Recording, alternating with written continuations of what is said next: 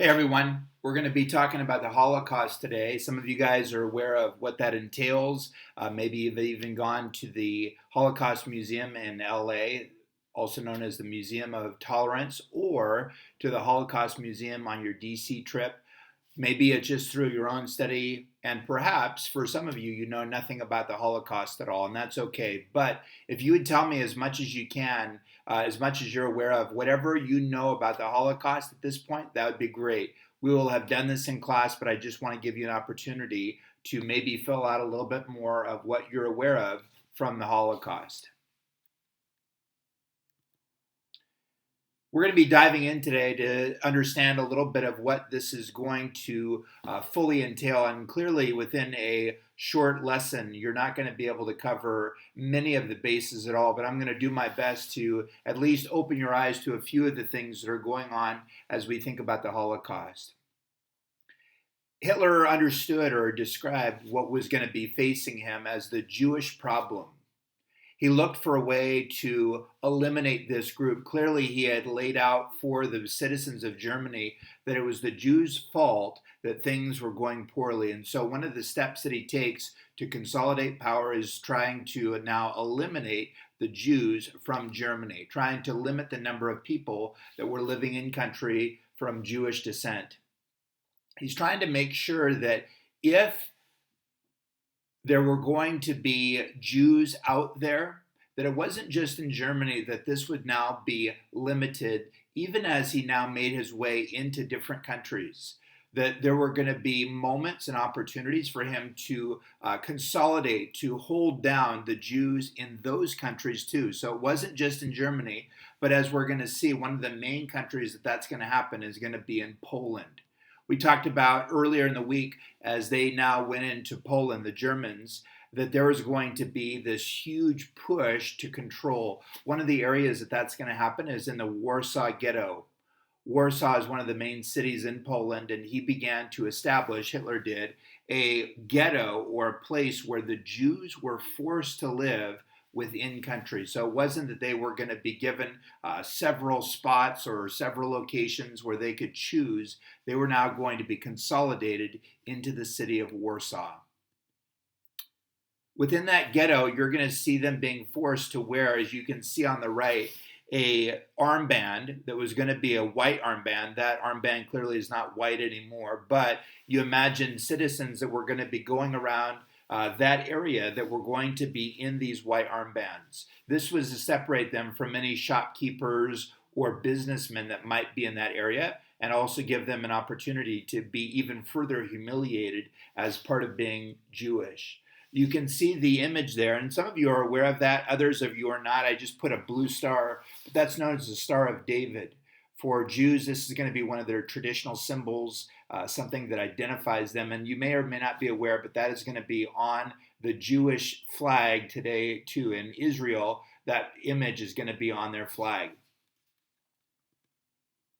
As a result of this, you're going to see those that were going to be, even in Poland, businesses were going to be limited. And basically, if you were Jewish, you would have to scrape by. You would have to do anything you could to be able to survive. Even within the ghetto, you're going to see them constructing a wall there on the right. They basically are walling these individuals off and trying to cut them as much off from the rest of the world as they could. They wanted to now prevent them from, quote unquote, infecting everybody else. Even within the ghetto, you're going to see them establishing something called the Jewish Gestapo. Now, some of you may be aware the Gestapo was one of the secret police of the German government, but this was going to be within the ghetto.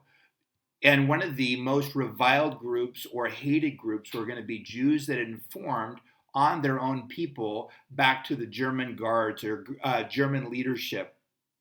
As a result of that, there's going to be a increase, a spike in the tension that is existing within that ghetto. You imagine looking around and saying, I don't know who I can trust. I don't know who maybe is out to get me, is listening to things that I might say, and then report back on me. Overall, this was going to be a very rough moment throughout the ghetto.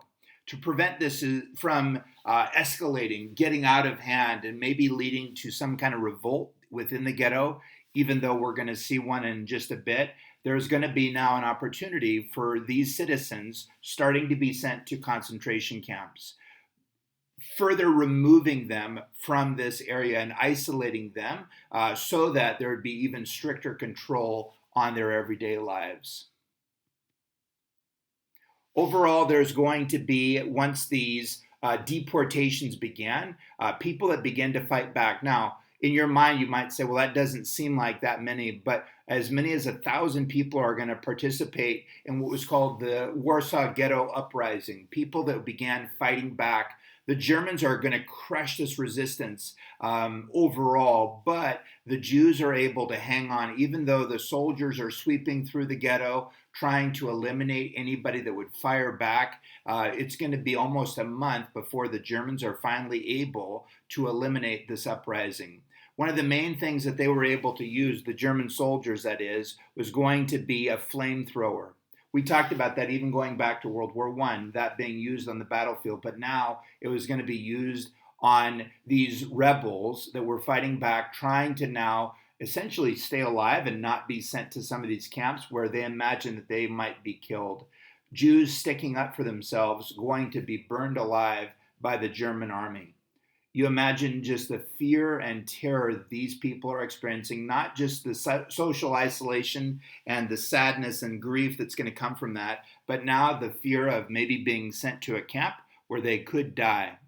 Well, when we're going to come back, we're going to talk about some of these camps and the horrors that are going to be facing Jews as they begin arriving, some of the details that are going to be connected with those camps. They're awful places, and hopefully we can clear up some of that even as we step into part 2 of today's lesson.